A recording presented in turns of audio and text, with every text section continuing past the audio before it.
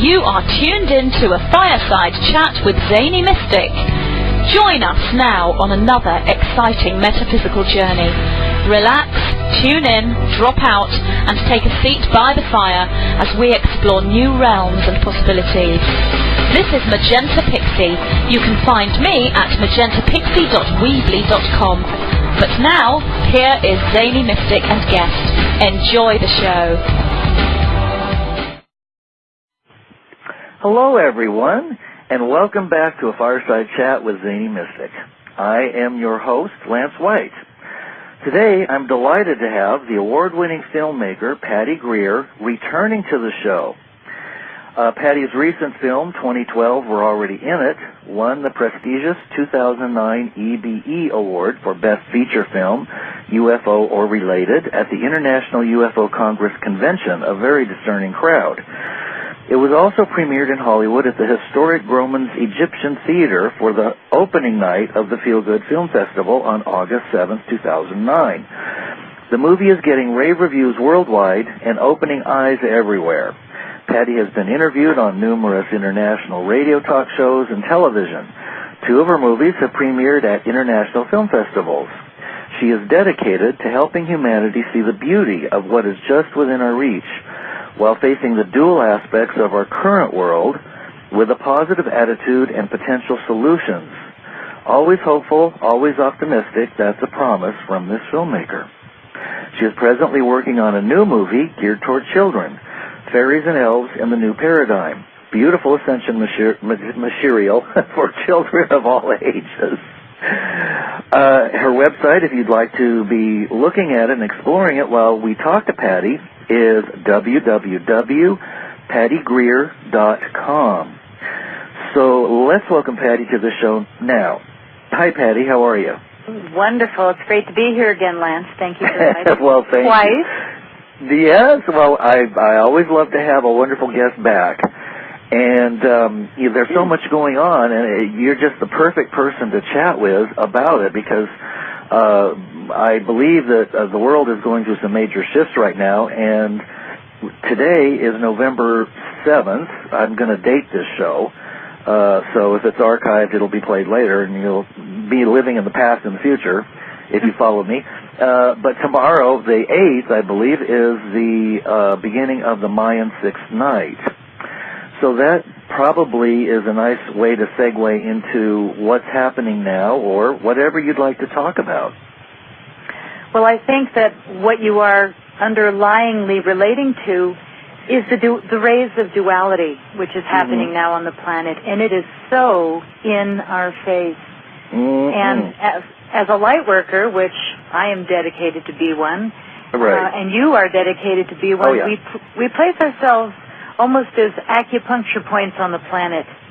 And through us, it seems that we've made a commitment to say, yes, I'm going to do this work and I'll do whatever it takes.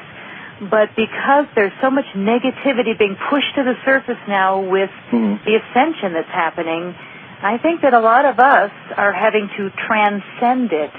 And, I mean, some of us are just beyond tested out. It's really an interesting time.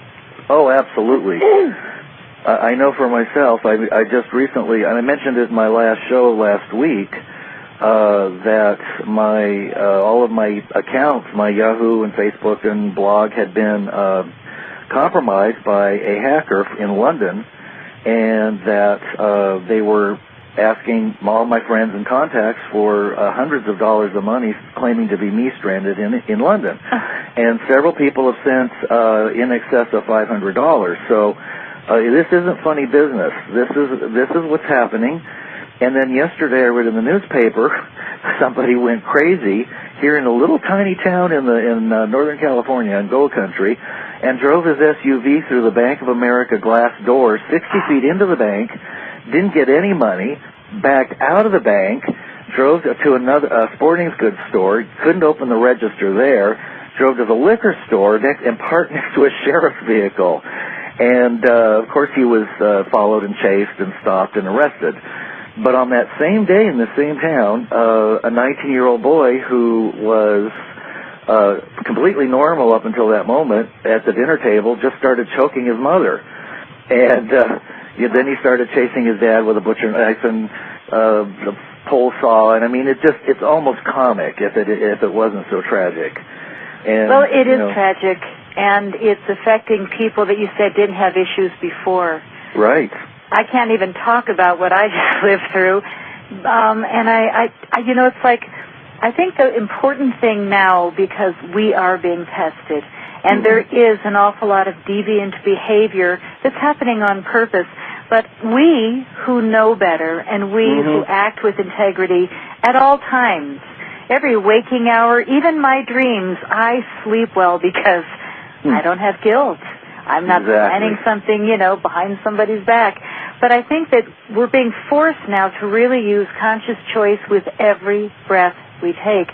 We can't even waste 6 breaths in a row anymore and fall into that automatic pilot of fear. Right. And, I just got hurt again, because, boy, it's easy right now. I'm embarrassed what's happened in my life, because here I'm intuitive. I'm psychic. And what? Yeah. These people in my face were just, how did I not know? Well, I think that a lot of us aren't looking. I know I wasn't. Right. I'm not going around with eyes behind my head, but I think we need to change up our new paradigm in that. We have to ask more questions and really, really listen. Absolutely. And, I totally agree with you. I've been writing about this recently, although I don't have a blog anymore because it was shut down due to the hacking. But that I was saying that, we need to be careful we need to really think about what we're saying before it comes out of our mouths, for one thing, or fingers on the Internet. And we need to work at the level of thoughts and emotions now, because if we are allowing thoughts in our processes that are automatic, as you said, they're going to manifest. And if we're not living from a 100,000% integrity in every move we make, with totally transparent, anything that is concealed is going to be revealed, and it will come up. So, and this is what's happening for us, because we're pretty much we're all on the forefront, the awakening crowd. Those who are listening to this show and so on and so forth, we're all on the cutting edge of this, and we're kind of taking the brunt of it, I would say. But we have to, because we have to expand our awareness, not just to the love and light side, but to the dark side, and see what they're up to and not lose track of the fact that we are still in this paradigm as it is shutting down, and it's only going to get more intense, and we need to be on our toes. Yes. We need to be so centered, because it is happening all around us, and I do believe, like you said, it's going to shake it up before it rests down. And we are on that 6th night. We are moving closer to the full ascension. I did a show last week with another radio host who asked me this strange question. No, it's UFO Magazine. His question, I might get on the cover. I love them. I've had several of them on my show. Well, we keep straying, but, again, what's happening is not only that all those others are being pushed to the surface, their moves are being more apparent, but the other nice thing is that we are coming together, the show hosts, the people with good intentions to do interviews, the magazines saying, who we really are, and coming to, all of a sudden my phone's ringing again. All of a sudden I'm getting, but the sad thing is, and I'm going to just put this out, in the world of greed and form, that I have this beautiful 2012 We're Already In It movie. It won another award in Yosemite. Wonderful. So, it's a stunt movie. And it's not about an award, but it's really about the people that are watching it are writing me thank you letters and saying it makes a difference. I've shown it 6 times to groups of people. These are the emails that make a difference to me. But again, it's our soul family meeting up now. That's right. That's right. I know for me, within the last few days, I've been shutting down all my Internet contacts and just completely divesting myself of all my old material and persona, and then having to just let it go and be in the moment.